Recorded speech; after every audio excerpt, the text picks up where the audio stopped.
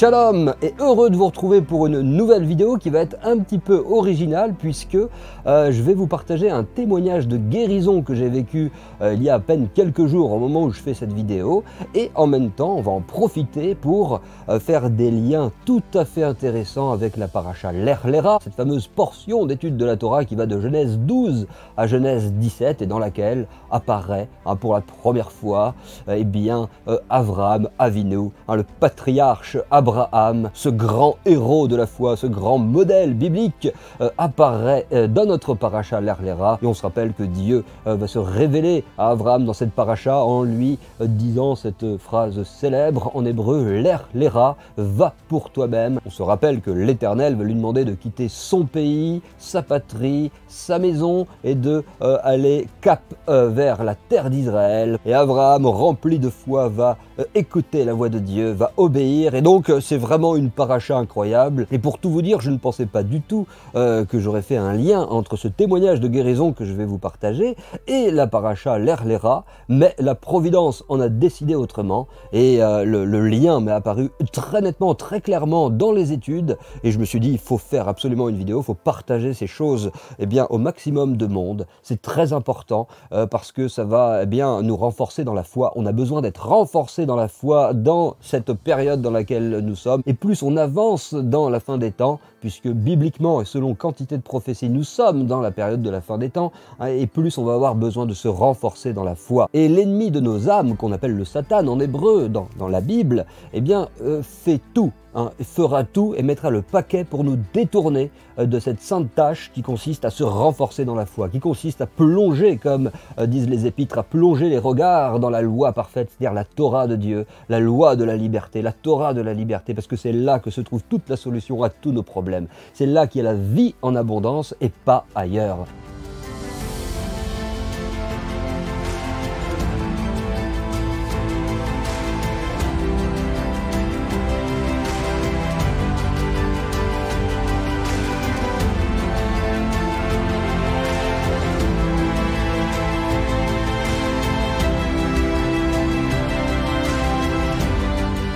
L'ennemi voudrait nous détourner de cette tâche en accaparant notre attention et toutes nos pensées sur des sujets complètement secondaires qui, dans quelques dizaines d'années ou quelques années, disparaîtront. Donc des sujets absolument vains et futiles de ce monde.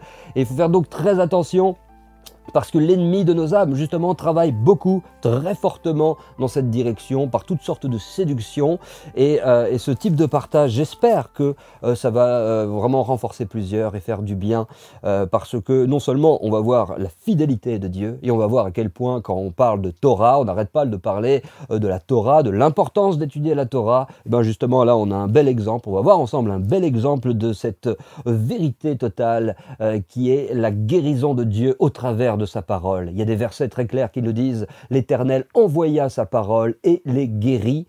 On va voir concrètement qu'est-ce que cela signifie et comment on peut le vivre, parce que c'est vrai qu'on parle souvent de cela, que la Torah guérit, que la Torah c'est notre remède, que la Torah c'est notre vaccin, on dit ces choses-là et elles sont vraies, mais comment les vivre concrètement? Je pense qu'à travers ce témoignage, on va pouvoir enraciner cela dans la réalité, et c'est très important que les concepts et les messages spirituels merveilleux et fondamentaux qu'on trouve dans l'écriture ne restent pas qu'à un niveau intellectuel ou à un niveau abstrait. Il faut vraiment que ça descende dans le monde et qu'on le vive, et là je suis très content parce que cette chose-là a été vécue avec des confirmations providentielles. Vous allez voir, je vais vous le partager tout de suite, et je pense que ça va nous bénir si on prend la chose à cœur. Je vais vous témoigner le plus fidèlement ce que j'ai vécu. Je vais vous retranscrire les choses comme elles se sont passées. Et commençons tout de suite. Il n'y a pas plus tard que quelques jours, au moment où je fais cette vidéo, je me suis levé. Une maladie a commencé à arriver. Je me sentais faible, une espèce d'état grippal, on va dire. Je me rappelle que le soir, je me sentais un petit peu encombré dans la gorge, un petit peu dans les poumons. Je sentais une espèce de fièvre, de fatigue qui commençait à arriver. Et je me rappelle que dans l'étude du jour où je sentais ces premiers symptômes qui étaient là, j'étais tombé sur un verset dans le cadre des études que que j'essaie de faire chaque jour, eh bien, il y avait ce verset qui disait dans les Proverbes, Proverbes 12-18, la langue des sages apporte la guérison. J'étais tombé sur ce verset et il m'était resté, et comme je sentais quelques petits symptômes d'une petite maladie, je me suis dit, tiens, je garde ce verset dans le cœur. On ne sait jamais, il ne faut pas que je l'oublie, surtout quand on commence à tomber malade. Il faut se rappeler de tous les versets et de toutes les promesses de Dieu qui nous parlent de guérison, justement. Il y en a un gros paquet dans l'Écriture et on a besoin de tous ces versets, des promesses de Dieu. Vraiment de se les remémorer, de se les repasser dans le cœur lorsqu'on est dans l'épreuve, justement. Mais à ce moment-là, il n'y avait que quelques petits symptômes, il n'y avait rien de très particulier, donc je ne m'inquiétais pas plus, mais je sentais que je couvrais quelque chose. Et donc j'ai été me coucher, j'avais donc ce verset en tête aussi, la langue des sages apporte la guérison, et puis la nuit, la fièvre, elle a augmenté, elle a augmenté, elle a augmenté, et je me suis donc réveillé le lendemain complètement malade, la fièvre, elle n'a pas arrêté d'augmenter. Et au cours donc de cette journée, après mon lever, je sentais que je pouvais avoir au moins, je pense que j'étais dans les 39 de fièvre, quelque chose comme ça. Et les symptômes, ils étaient très clairs. J'étais faible, je commençais à tousser, je me sentais encombré dans les poumons, je sentais que j'avais une irritation dans les poumons, le nez complètement pris, bouché. Donc du coup, aussi, dès qu'il se débouchait un peu, bah, forcément, plus d'odorat non plus. J'avais des courbatures, j'avais mal des endroits dans le corps où j'avais mal, j'avais vraiment donc mal au corps, mal à la tête aussi, il y avait un mal de tête qui ne partait pas, qui était là, qui était très embêtant. Et donc à ce moment-là, vous imaginez, j'étais en train de me questionner, surtout qu'on est dans une période de crise sanitaire avec ce Covid, et les symptômes que j'avais, donc étaient tous ceux du Covid. Alors tout de suite, je vous le dis d'emblée, je ne sais pas si c'est le Covid ou si c'est une grippe passagère, puisque j'ai fait aucun test, j'ai pas été voir de médecin, rien du tout, puisque ça s'est réglé de manière très puissante et rapide, comme je vais vous en témoigner. Donc je ne sais pas, ça se trouve c'était le Covid, il y avait tous les symptômes du Covid en tout cas qui étaient là. C'est vrai qu'une toux, une difficulté même de respiration un petit peu, c'est-à-dire les poumons irrités qui toussaient régulièrement, vraiment toute la nuit je toussais, tout le lendemain je toussais, c'était vraiment très pénible. Et puis le nez vraiment complètement pris.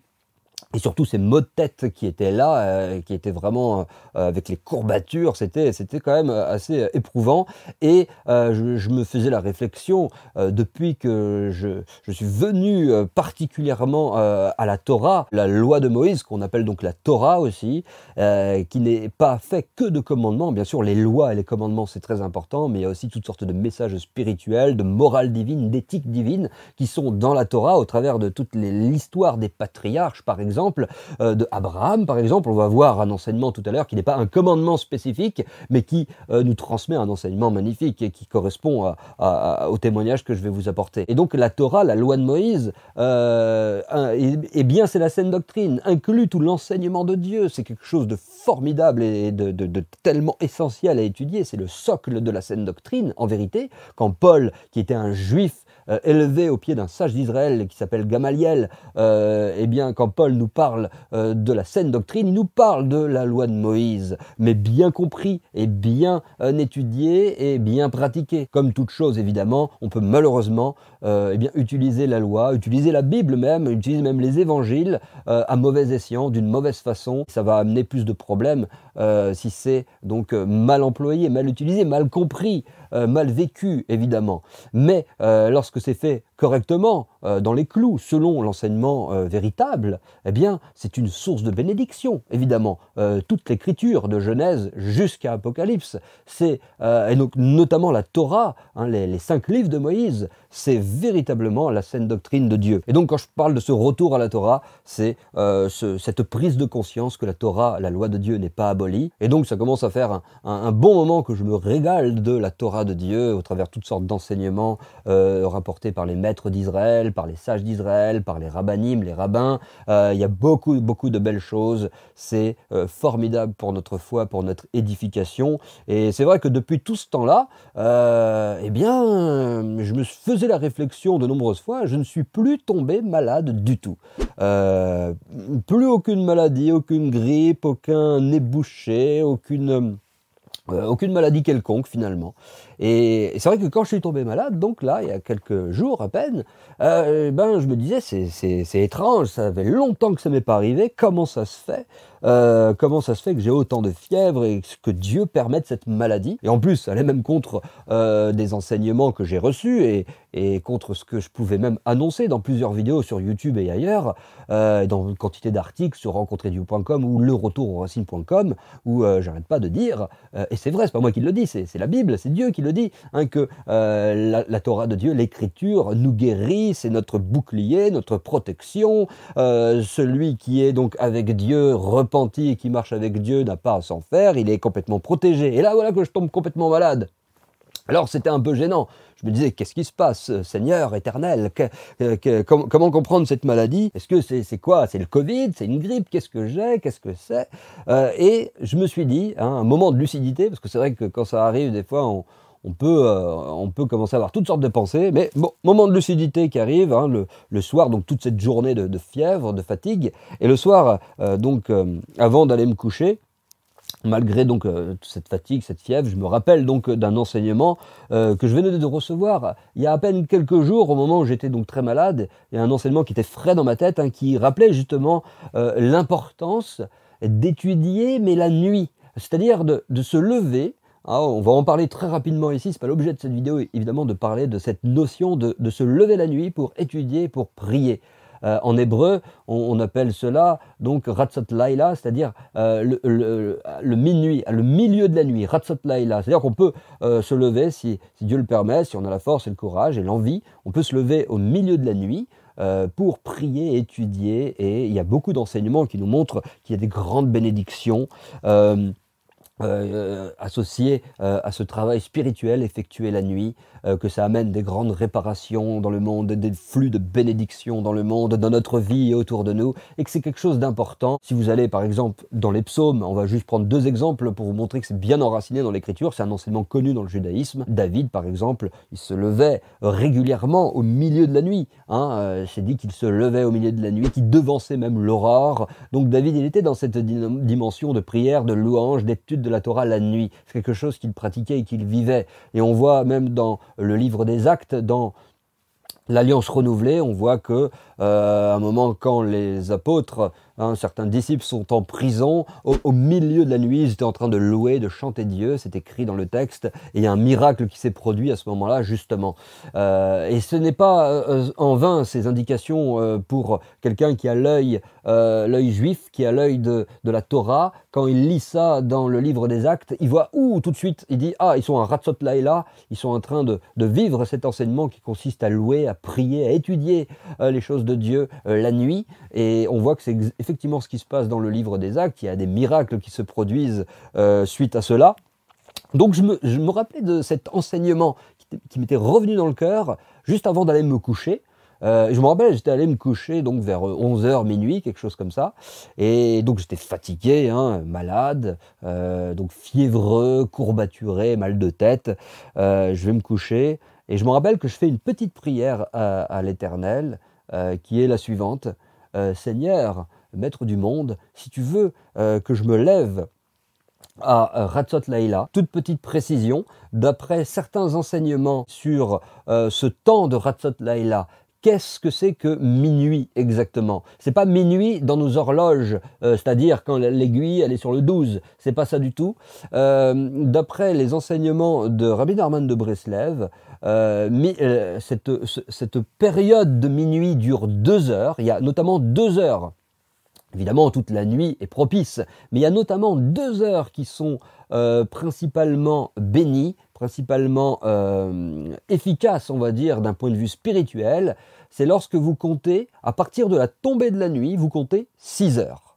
Hein. Lorsque vous comptez 6 heures après la tombée de la nuit, eh bien, vous arrivez dans le début de ce temps de minuit de Ratzot Laïla, et ce temps dure 2 heures en général. Et au moment où je suis tombé malade, il faut savoir que la nuit tombait à peu près à 20h20. Avant de me coucher, dans cet état fiévreux, je savais que Ratzot Laïla était donc à 2h20 à peu près du matin. Hein, c'est important à retenir. Et se terminait à 4h20. Donc hein, ce temps propice, il était de 2h20 à 4h20.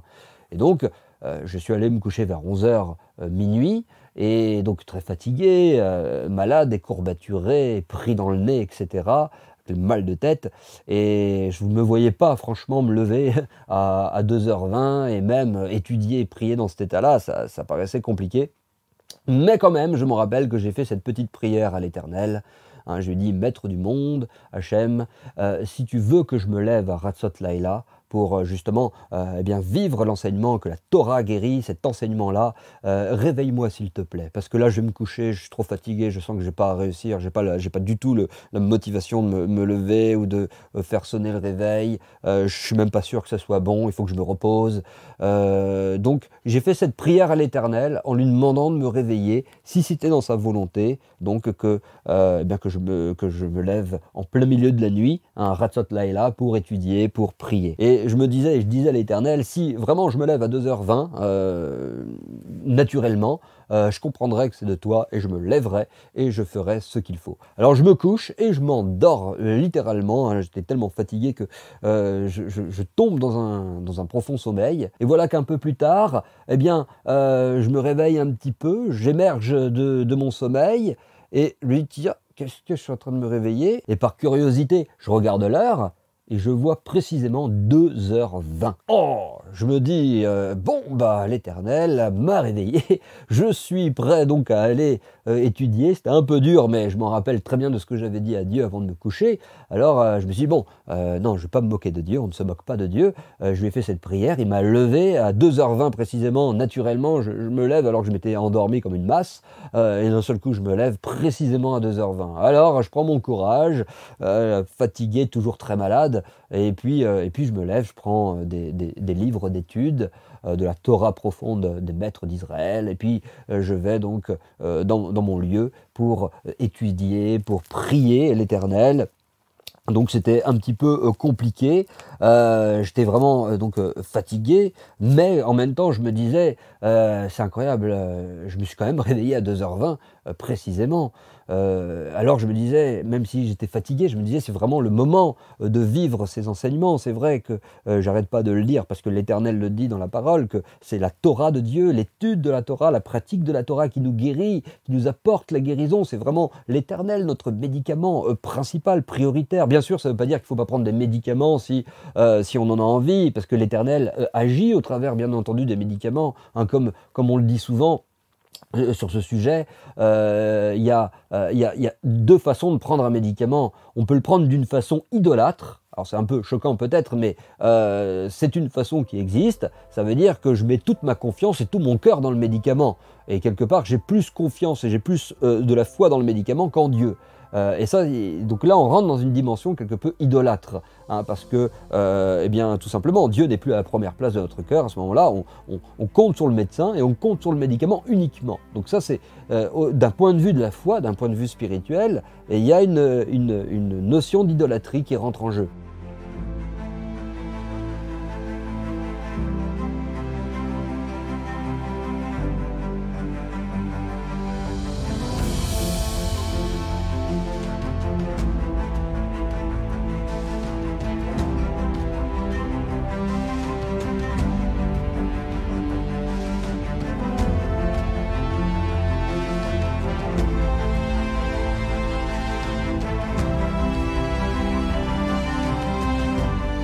Mais on peut donc, et c'est la bonne façon normalement de le faire, on peut prendre les médicaments, on peut consulter les médecins évidemment, si on est conscient dans notre cœur que l'Éternel, c'est dans sa volonté que d'utiliser et que d'avoir créé, d'avoir permis que toutes sortes de médicaments existent, que des médecins compétents existent, que toutes sortes de découvertes en médecine existent pour justement nous guérir. Et si on est conscient que l'Éternel utilise ces moyens pour nous guérir, alors c'est pas de l'idolâtrie à ce moment-là, puisque on garde l'Éternel à la première place dans notre cœur. Très important, j'ai une petite précision, parce qu'on ne sait jamais, des fois c'est pas clair.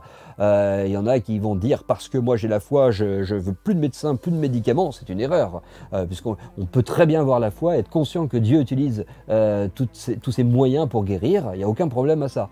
Et puis il y a l'autre extrême qui va mettre toute sa confiance et sa foi dans les médicaments et dans les médecins, ce qui est une autre erreur aussi, hein, l'équilibre étant donc de toujours garder l'Éternel en roi sur notre cœur, sachant bien qu'il est puissant et souverain pour utiliser tout ce qu'il veut pour nous guérir, soit miraculeusement sans personne, soit miraculeusement au travers des voies de la nature. Ça reste un miracle aussi, mais c'est moins visible, disons. Mais celui qui a la foi et qui garde Dieu en premier, il sait que Dieu va utiliser toutes sortes de moyens pour arriver à ses fins. S'il veut guérir, eh ben, il va y arriver en utilisant des médecins, des médicaments ou rien du tout, peu importe, mais c'est Dieu qui reste dans le cœur.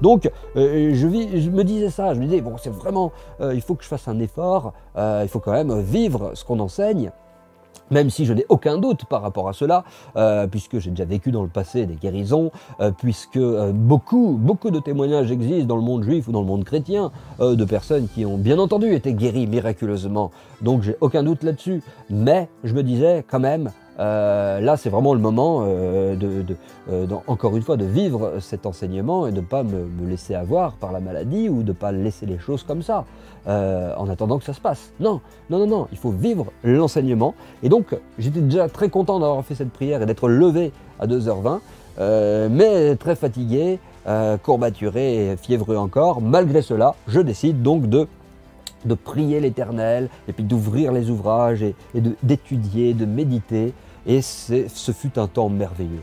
Je tombais sur des enseignements qui m'ont béni, qui m'ont appris, qui m'ont édifié, et malgré la maladie était là, mais je la sentais plus, elle était au second plan, j'étais plongé dans les Écritures. Vraiment, ce verset de Jacques, à ce moment-là, il était vécu, celui qui plongera les regards dans la Torah parfaite de Dieu. Celui-là sera heureux, dit Jacques. Et c'est vrai qu'à ce moment-là, j'étais heureux, j'étais baigné dans une très bonne atmosphère, la fatigue disparaissait. Vraiment, c'était un temps très agréable et très béni. Je ne dis pas que c'était tout le temps comme ça m'est arrivé de me lever à Ratzot Laïla, donc au milieu de la nuit, pour étudier et prier. C'était beaucoup plus dur, beaucoup moins facile. Là, il y avait une certaine aide divine, on peut dire, il y avait une aide céleste. C'était un temps vraiment béni. Et donc, au bout d'un certain temps, j'arrête, je me dis, bon, là, je pense que c'est bon, là, j'ai assez prié, assez étudié, je vais aller me coucher quand même. Je sentais que c'était le moment d'aller me coucher. Et donc, juste avant d'aller me remettre au chaud dans le lit, qu'est-ce que je vois? Je regarde l'heure, par curiosité encore une fois, et précisément 4h20. Alors là, j'étais étonné, parce que c'était vraiment les 2 heures, ces fameuses 2 heures de Ratzot Laïla ont été vraiment exploitées, et ça a été conduit par Dieu. Non seulement ça a été exploité totalement, puisqu'on avait dit que c'était 2 heures précisément, un temps propice. Toute la nuit, c'est bon, mais ces 2 heures-là, encore plus, un temps propice, puisqu'on voit bien que Yeshua, le Messie Yeshua, dans les évangiles, dans les épîtres, on voit que cette notion de prier la nuit, de se lever la nuit, que ce soit au niveau du Messie, mais aussi de ses disciples, des apôtres, etc., c'est une notion qui apparaît dans tous les écrits de l'Alliance renouvelée, on voit cette notion. Et donc, vraiment, ça a été expérimenté, et vraiment, je voyais à quel point c'était conduit. J'étais vraiment étonné. Je me dis, mais c'est incroyable, c'est vraiment conduit ce qui est en train de se passer. Je me lève à l'heure précise, et sans regarder, sans consulter l'horloge ou quoi que ce soit, quand je décide d'arrêter, c'est précisément à la fin de Ratzot Laïla, à 4h20. J'étais quand même assez étonné, j'étais assez content, mais toujours très très fatigué, très encore fiévreux, encore malade, mais je me disais, j'avais une certaine confiance, je me disais, quelque part là, je sais que j'ai fait ce travail qui est demandé par les maîtres d'Israël, de se lever la nuit, de prier, d'étudier, et je sentais que j'avais fait un bon travail à ce sujet, aidé par l'Éternel bien entendu, complètement aidé même. Comme il est dit dans les évangiles, sans moi, vous ne pouvez rien faire. Donc il est évident que sans l'Éternel, eh bien, on n'a même pas d'existence de toute façon, on ne peut absolument rien faire. Donc vraiment que la grâce de Dieu m'a permis donc de vivre cela. Et j'insiste parce que c'est important, hein, tout ce partage, c'est bien entendu pour glorifier Dieu. On va voir des versets tout à l'heure qui montrent que c'est important de glorifier Dieu de la sorte. J'en retire absolument aucune gloire personnelle, ce n'est pas du tout pour mon honneur que je fais ça, mais uniquement pour suivre ce verset. Il y a un verset dans le prophète Jérémie qui dit bien que celui qui veut se glorifie d'une seule chose. Et une seule chose de laquelle on peut se glorifier, c'est de me connaître, dit l'Éternel, et de savoir que c'est moi qui exerce la justice sur la terre. C'est à ces choses-là que je prends plaisir, dit l'Éternel. Donc on peut se glorifier d'une seule chose, c'est de connaître Dieu et d'expérimenter que sa parole, elle est vraie. C'est important donc pour moi ici d'insister et de dire que tout ça, c'est par la pure grâce de Dieu et que sans la grâce de Dieu, rien de tout cela ne serait possible. Très très très important. Donc je vais me coucher avec une certaine satisfaction et quand je me lève, donc je me rendors bien, je fais un bon sommeil d'une seule traite bien profond et quand je me lève, complètement guéri. Et alors là, j'étais absolument complètement étonné et très heureux parce que je me lève, je me dis mais c'est incroyable, je suis guéri. Rien à voir avec mon état d'hier quand je me suis couché ou quand j'étudiais au milieu de la nuit. Rien à voir, j'avais plus aucune courbature, plus aucune fièvre, le mal de tête avait disparu et finalement il restait plus rien du tout. Alors déjà, formidable. Je me suis dit, oh, c'est merveilleux. Vraiment, là, je suis en train d'expérimenter eh bien, ces enseignements qui nous disent à quel point la Torah, c'est notre vie, à quel point la Torah nous guérit, à quel point la parole de Dieu nous guérit quand on se plonge dans les choses de Dieu, quand on prie l'Éternel, eh bien, il est fidèle. Il vient et il nous guérit. Et il y a une chose encore plus incroyable qui est venue entériner, confirmer eh bien, cette guérison. Après mon lever, j'ai toujours un certain temps d'étude de la Torah que je suis, et j'ai une espèce de programme d'études, une espèce de seder en hébreu, hein, une organisation, un programme donc que j'essaie de suivre au mieux chaque jour. Et voilà que dans l'étude du jour, hein, que donc j'ai pris sans aucun calcul, c'était la suite de mon programme d'études. Qu'est-ce que j'étudie aujourd'hui? Ce jour-là précisément, il y a le Proverbe 4.22 qui apparaît dans l'étude, et quand je l'ai lu, j'ai glorifié Dieu. Une joie a rempli mon cœur. Vous savez, dans ces moments-là où vous voyez la main de Dieu, vous êtes rempli de la joie de Dieu. Voir Dieu, voir son action, c'est toujours quelque chose qui nous bénit, nous fait du bien, nous renforce. Et je suis très content de faire ce témoignage parce que c'est important qu'on le voit. Et qu'est-ce qu'on voit dans ce Proverbe 4.22? Il est dit là-bas que la Torah, puisque le Proverbe 4 notamment, mais même tous les proverbes, mais la plupart du temps, ça nous parle de la Torah. Et puis au début du Proverbe 4, il est dit que n'abandonne pas ma Torah. C'est très clairement dit ça dans le texte hébreu. Et en 4.22, il est dit que c'est la vie pour ceux qui les trouvent, c'est la santé pour tout leur corps. La santé, la Torah de Dieu, c'est la santé pour tout leur corps. Je voyais ça dans l'étude du matin d'une manière absolument providentielle et j'ai béni Dieu en disant qu'est-ce que c'est vrai, encore expérimenté, validé, certifié, la parole de Dieu, la Torah de Dieu, c'est la santé pour tout leur corps. C'est un verset très connu dans le judaïsme, dans les enseignements des maîtres de la Torah d'Israël. Souvent, cette notion de la Torah apparaît, notamment ce verset de Proverbe est souvent cité en disant que la Torah c'est la santé pour tout le corps. Physiquement, moralement, spirituellement, à tous les niveaux, la Torah c'est la santé pour notre corps. En étudiant sérieusement et régulièrement la Torah, nous enseigne les sages d'Israël et toute l'écriture, eh bien, qu'est-ce qui se passe? C'est que, qu'on en soit conscient ou pas, on s'emplit d'un esprit de sainteté qui donne de la vitalité à notre être et qui va forcément aussi guérir toutes les maladies physique. Et ça, c'est très important. Et là, il y a une vraie guérison. C'est vrai qu'avec ce travail à Ratzot Laïla, notamment, donc dans ce temps de prière et d'étude la nuit, eh bien, il y a eu vraiment cet effort qui a été fait et cette bénédiction de Dieu qui est venue. C'est que la vitalité a été apportée à mon être et la maladie, donc, ne pouvait pas rester. Elle ne pouvait pas rester dans ce corps. Et pour couronner le tout, quelques jours plus tard, dans, vous savez, les fils d'actualité YouTube, notamment on voit dans les vidéos proposées, je voyais une vidéo qu'avait fait un rabbin où justement il parlait donc de la maladie qui est là pour couronner l'Éternel. il enseignait cela, hein, il y avait ça dans le titre, il parlait en ces termes que la maladie, elle est là pour couronner Hachem. Des fois, c'est véritablement nos fautes et le péché qui va amener des maladies, et des fois, ce n'est pas lié du tout au péché ou à des fautes particulières, c'est parce qu'il y a un objectif divin derrière cette épreuve, derrière cette maladie. Et donc le Rav, il expliquait que la maladie, dans bien des cas, faut pas oublier qu'elle peut aussi être là pour couronner l'Éternel. C'est-à-dire qu'elle va purifier le réceptacle qui est notre corps. Elle expliquait cela en s'appuyant sur un enseignement du Rabbi de Lubavitch, sur lequel, en plus, je suis tombé dans le cadre de la paracha l'Erlera. C'est pour ça qu'il y a vraiment une grande providence derrière. Il n'y a que des confirmations qui montrent que cet enseignement que je suis en train d'essayer de vous rapporter ici est d'une vérité absolue. C'est-à-dire que la maladie va purifier le réceptacle qui est notre corps pour ensuite, après, donc, nous apporter la guérison afin que nous accédions à un plus haut niveau de volonté, à une plus grande lumière pour faire le service de Dieu. Il y a comme un espèce de renouvellement. Cela va induire, cela va amener comme une sorte de renouvellement, une puissance renouvelée pour étudier la Torah, pour pratiquer, observer les commandements de Dieu au mieux. Il va y avoir comme un renouvellement dans notre service divin. On va finalement atteindre un plus haut niveau que ce qu'on avait avant la maladie.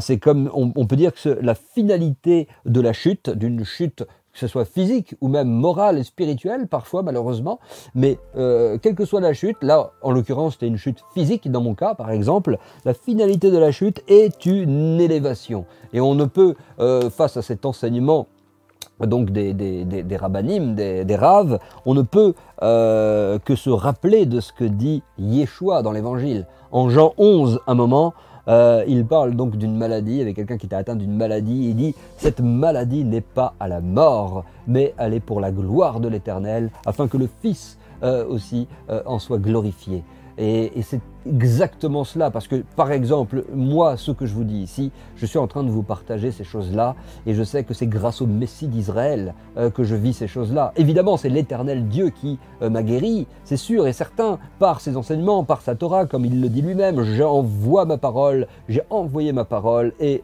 vous avez été guéris. Et c'est vrai, c'est clair que c'est l'Éternel, mais c'est donc par le Messie Yeshua, par la foi dans ce grand juste qui s'appelle Yeshua le Messie.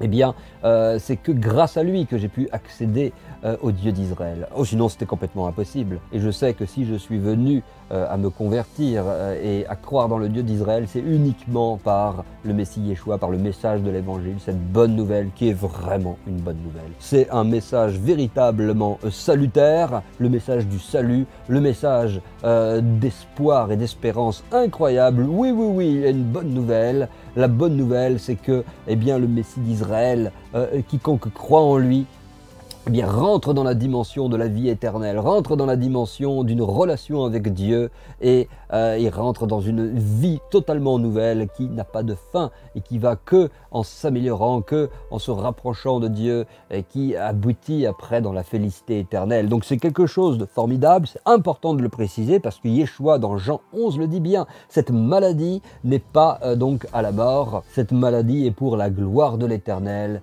et pour aussi donc glorifier par la même occasion le Messie d'Israël qui est parfaitement uni, Echad, donc un avec l'Éternel.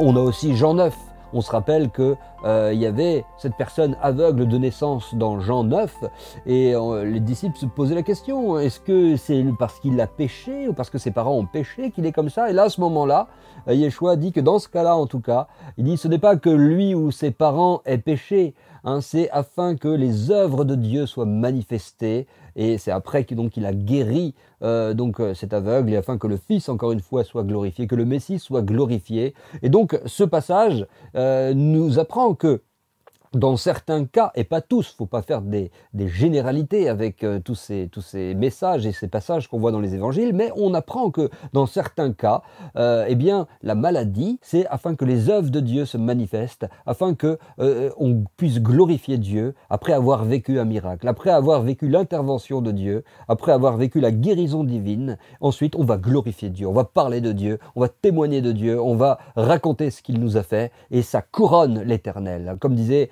ce rave que j'ai écouté, hein, nous couronnons l'Éternel par la maladie, lorsqu'il nous permet donc de vivre une maladie qui va quelque part agir comme un purificateur, hein, ça va nous purifier, ça va purifier le réceptacle de notre corps. Et si on affronte donc la maladie avec foi, évidemment, hein, pas en se plaignant et en abandonnant la foi, et évidemment, en affrontant la maladie avec foi, chacun selon sa force, eh bien, ça va aboutir à une guérison, ça va aboutir à une glorification de Dieu, où on va couronner le roi des rois en le louant et en le remerciant. Et je le dis encore, merci Hachem pour avoir expérimenté cette guérison qui est véritable, incontestable. Hein, je me rappelle comment j'étais vraiment fatigué et malade, je ne savais pas du tout ce que j'avais.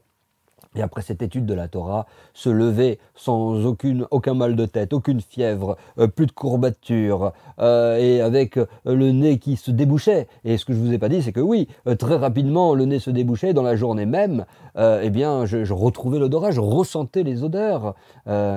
C'était merveilleux. Et surtout, après cet enseignement du matin que je prends en suivant le programme d'études que je me suis fixé, et je tombe sur cette phrase que la Torah sera la santé pour tout ton corps. Alors là, c'était la cerise sur le gâteau. Je me suis dit, c'est formidable. Vraiment, là, merci Maître du Monde. Hein, ça appuie, ça confirme toujours plus tout ce qu'on essaye de transmettre sur rencontreddieu.com, sur le retour aux racines depuis des années. Ça vient encore confirmer au travers de cette maladie qui a l'air de peu de choses comme ça, vu d'un point de vue extérieur. Mais quand on raconte les détails, qu'on les vit les détails, comme j'essaye de vous le retranscrire ici, d'un seul coup, ça prend une dimension nouvelle. Et on voit qu'il y a une providence de Dieu. On voit qu'il y a l'Éternel qui agit clairement, on voit sa main, et c'est important, c'est tellement précieux, important de voir la main de l'Éternel, de le voir à l'action, de clairement voir qu'il est en train d'agir et de voir sa providence. Ceci nous aide à intérioriser, à graver dans notre cœur que l'Éternel règne ici sur terre et dans les cieux et partout, et que c'est lui le boss, c'est lui le patron, il est souverain sur tout, sur le moindre cheveu qui tombe, sur le moindre oiseau ou insecte qui tombe à terre, Dieu le voit, Dieu le sait, Dieu le contrôle, Dieu règne absolument à tous les endroits. Et ça, c'est quelque chose qu'on peut vite oublier, et ça me permet de faire une petite bifurcation très rapide sur cette crise sanitaire avec le Covid-19, avec les vaccins et toutes les polémiques qu'il y a à ce sujet.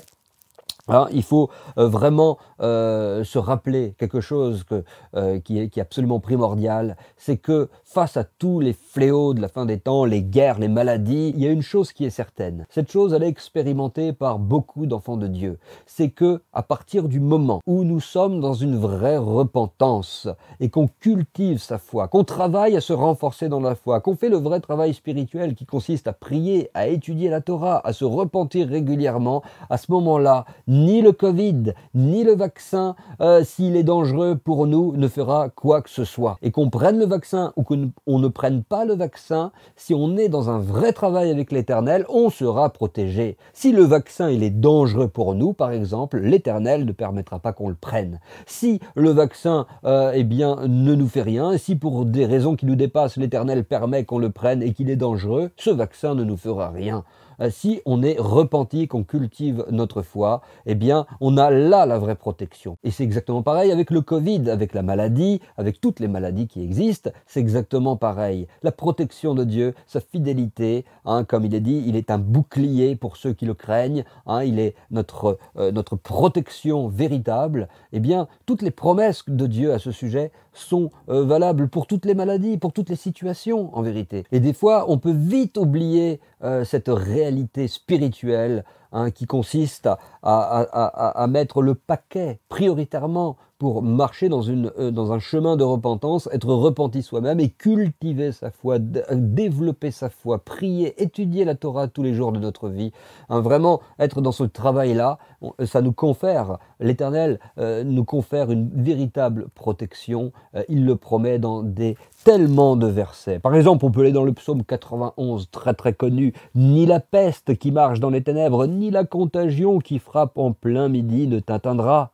Que 1000 tombent à ton côté, 10 000 à ta droite, tu ne seras pas atteint. » On a encore Amos 5,4, le prophète Amos. « Car ainsi parle l'Éternel à la maison d'Israël. Cherchez-moi et vous vivrez. » Il n'est pas dit que vous allez mourir du Covid ou du vaccin. Cherchez-moi et vous vivrez. C'est une promesse de Dieu. Celui qui cherche Dieu véritablement dans l'étude et la prière, il a la promesse de vivre. Et il a la promesse, comme on l'a vu dans Proverbe 4, d'avoir la santé pour tout son corps. Il y a tellement de promesses qui sont associées à l'obéissance et à la recherche de l'Éternel. Dieu est un Dieu de bonté, un Dieu de fidélité. Il ne permettra pas que quelque chose nous atteigne alors qu'on fait ce qui lui est agréable. C'est très important. Mais par contre, si on n'est pas repenti, c'est pas le vaccin ou le Covid qui va nous protéger. Ça, c'est sûr et certain. Quelqu'un peut, par exemple, prendre le vaccin et s'imaginer protégé parce que il l'a pris et il n'est pas repenti, il n'a pas de vie de foi. Et le lendemain, 2 jours, 3 jours ou 1 mois plus tard, il va être victime d'un accident, que Dieu préserve. Mais il va être victime d'un accident, il va mourir. Et puis il a pris le vaccin pourtant. Et à contrario, quelqu'un ne va pas prendre le vaccin parce qu'il estime que c'est un véritable danger et que c'est pas bon pour lui. Mais cette personne, parce qu'elle n'est pas repentie, ça se trouve que quelques semaines plus tard, elle va mourir du Covid ou d'une maladie ou d'un accident quelconque. Et le vrai problème, il est là en vérité. C'est pour ça que il faut toujours insister, revenir et insister régulièrement sur le véritable travail à faire et là où il faut mettre tous nos efforts, dans la repentance et dans l'étude de la parole, dans la prière. C'est cela les armes de lumière par excellence que nous avons et qui nous permettent de fournir un vrai travail, une vraie protection pour notre vie et pour nos semblables. Si chacun va dans ce travail-là, chacun va rentrer dans une dimension de protection de l'Éternel. Quiconque invoquera le nom de l'Éternel sera sauvé. Il faut qu'on annonce le conseil de Dieu, qu'on annonce la repentance.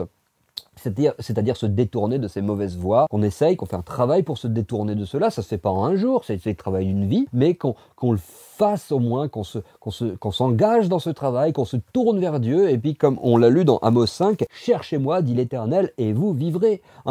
Qu'on fasse ce travail de recherche de l'Éternel, et alors là, on a une vraie protection. Et c'est important de revenir à ces notions-là. Si on veut parler du Covid, des vaccins, évidemment, on peut, mais ça serait vraiment une dommageable erreur pour le croyant que d'insister beaucoup trop là-dessus, et de finalement idolâtrer ces choses, de ne parler que de ça, en oubliant de faire le vrai travail, en oubliant d'amener un maximum de personnes à faire le seul vrai travail qui amène la seule vraie protection.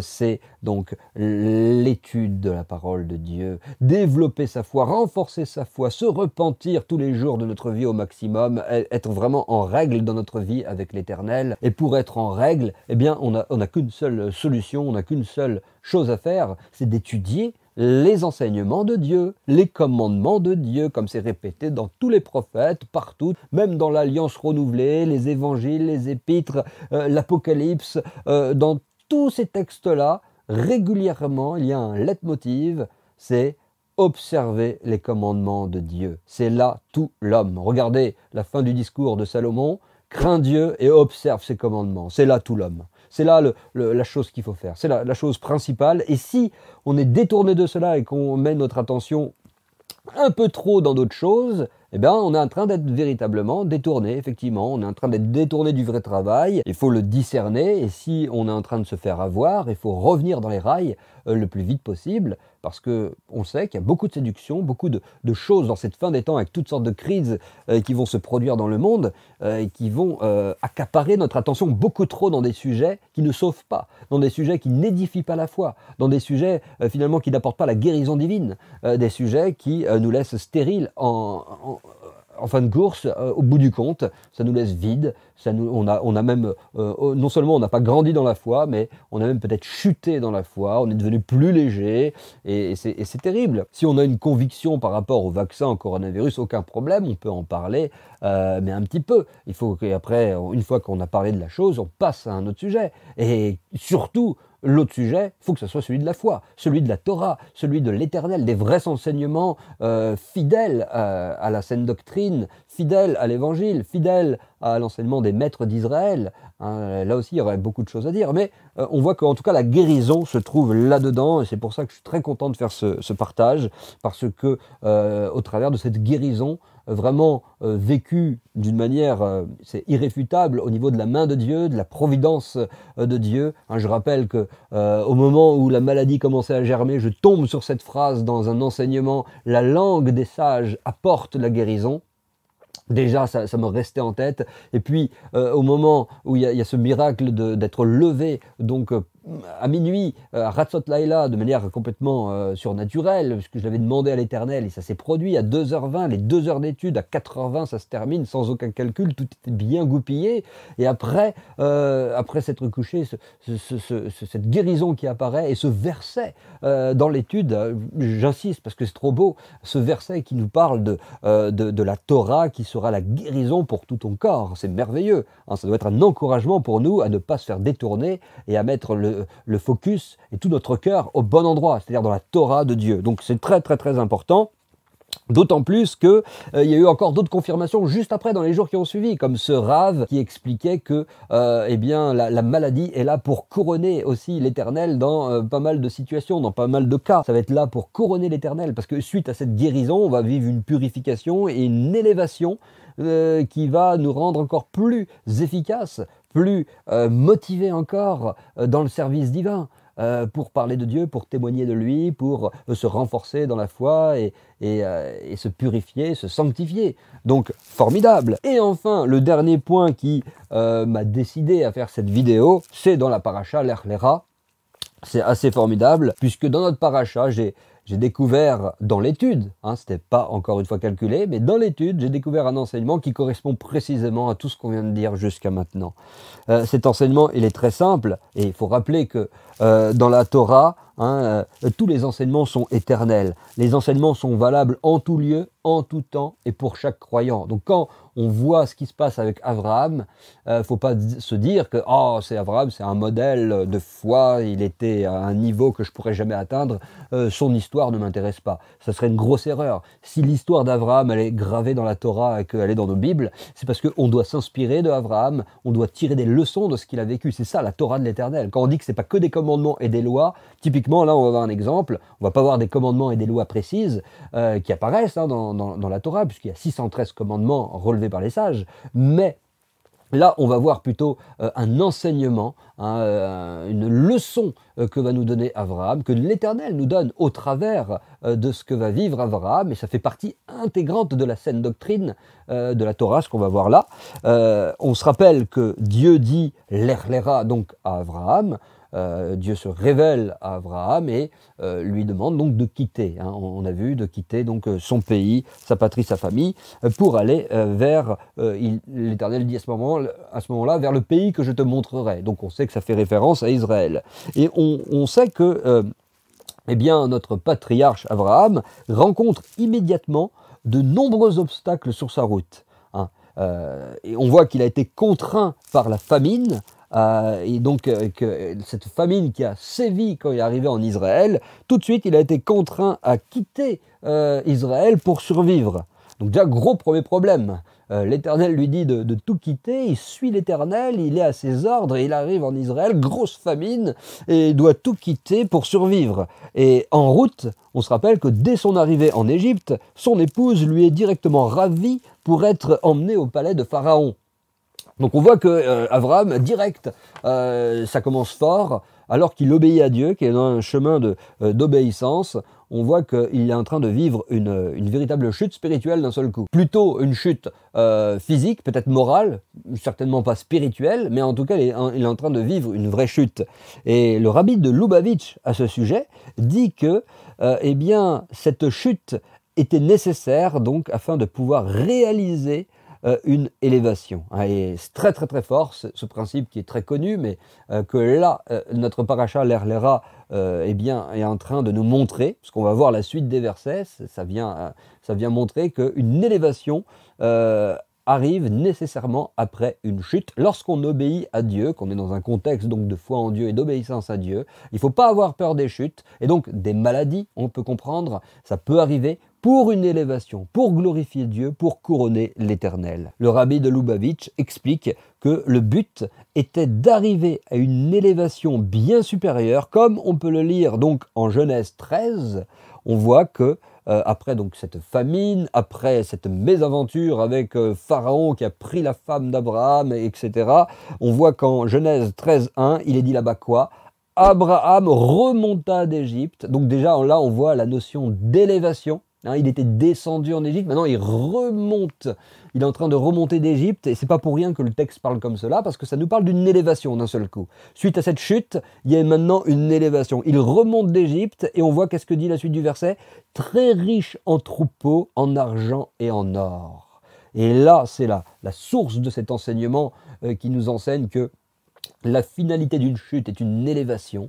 Ça veut dire que lorsqu'on affronte les chutes et tous les problèmes qu'on peut avoir, qu'ils soient moraux, physiques, spirituels, si on les affronte avec foi et avec repentance et avec patience et persévérance, tôt ou tard, on va vivre ce verset d'Abraham en Genèse 13. Abraham remonta d'Égypte, il remonte de l'épreuve, de l'endroit de l'oppression, parce que Égypte en hébreu c'est Mitzraïm, c'est l'oppression, on est angoissé, on est dans une étroitesse spirituelle, c'est dur, c'est compliqué, et on voit qu'il remonte d'Égypte. Et très riche en troupeaux, en argent et en or. Ça nous parle d'une abondance spirituelle aussi, une élévation. Il arrive, il retourne en Israël plus haut, plus élevé, plus riche que ce qu'il était avant de descendre. Et c'est là donc la source de cet enseignement que toute chute amène une élévation lorsqu'elle est affrontée avec foi.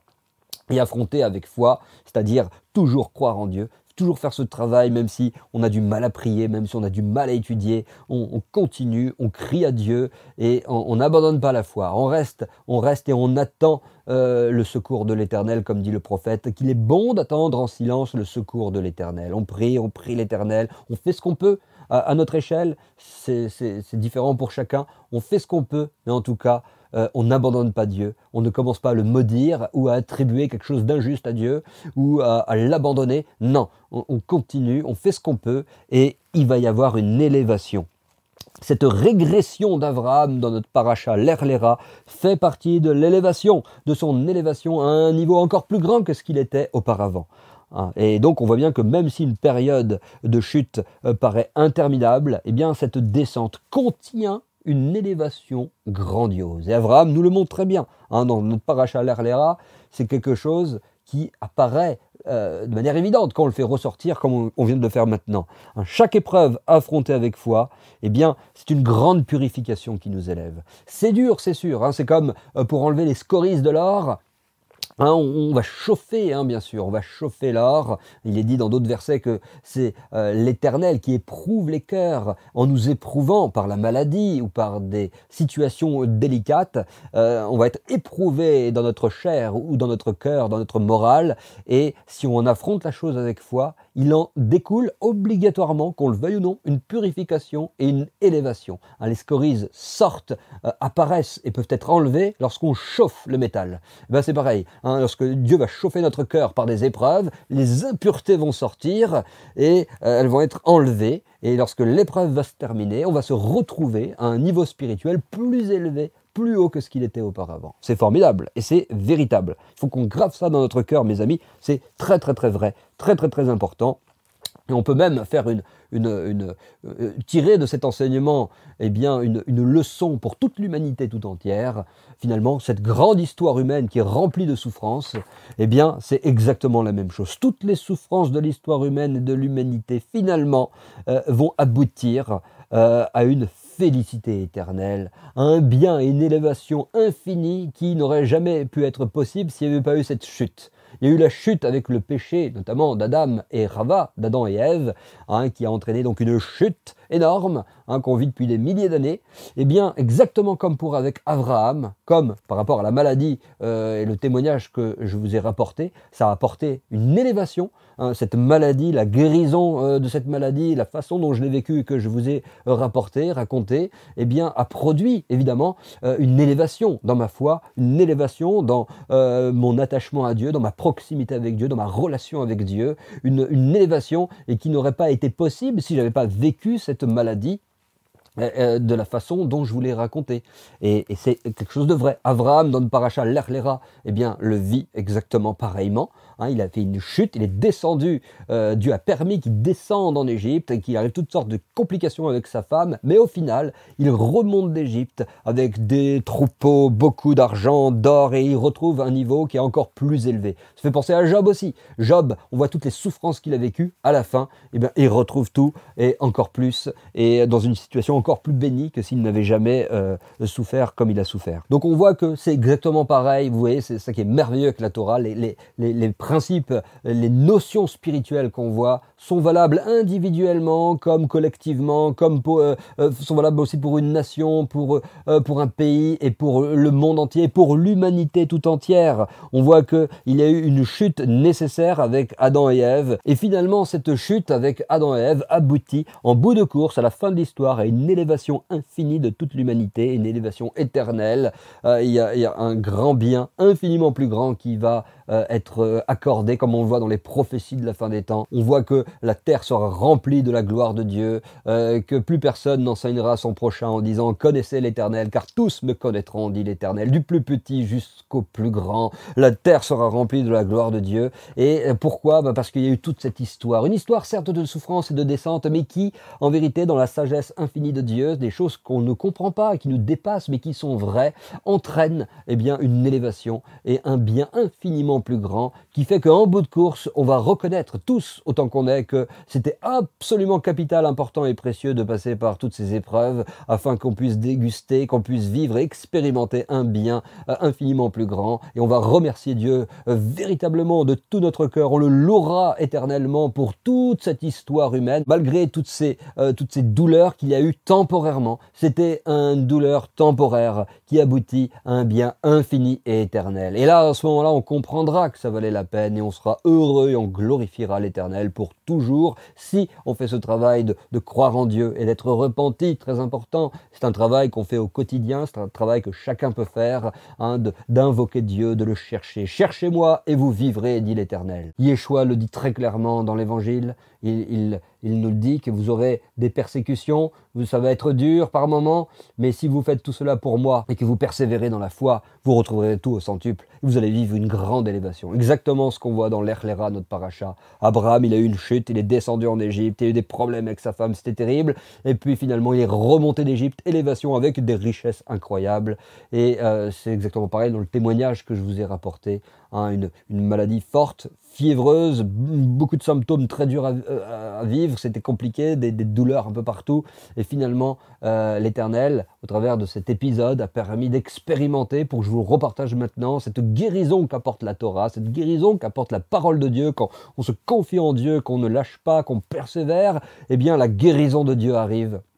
On expérimente et on vit une élévation. On est à un niveau encore plus haut que ce qu'on était auparavant, grâce à la maladie dans ce cas-là, mais grâce à tout type d'épreuves qu'on peut vivre, on va accéder à des élévations spirituelles et ça doit nous renforcer parce que ce sont des principes qui sont vrais, des principes absolument réels qui se vérifient de diverses façons, comme les os du corps. Un os qui a été brisé, eh bien lorsqu'il va se reformer, on sait qu'il va devenir encore plus dur que ce qu'il était auparavant, encore plus solide. Vous voyez que même l'Éternel nous enseigne au travers de l'anatomie humaine. humaine, au travers de toute chose. Ces principes sont des principes réels, vrais, et il faut qu'on en soit conscient, et ça va nous aider vraiment beaucoup, je pense, à non seulement renforcer notre foi, mais affronter toutes les épreuves d'une autre façon.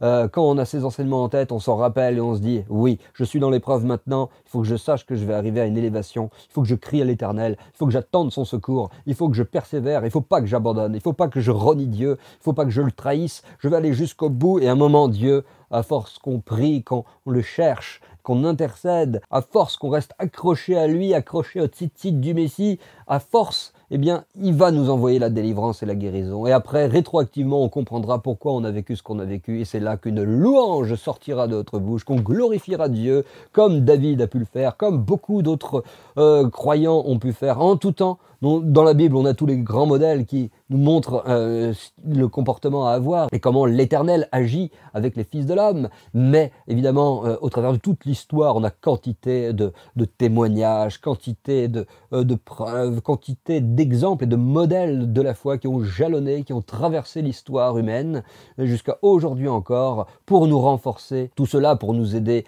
à ne pas faire naufrage par rapport à la foi et à persévérer dans le bon combat et à ne pas se faire détourner vers des choses futiles qui ne sauvent pas l'âme, qui n'apportent aucune guérison.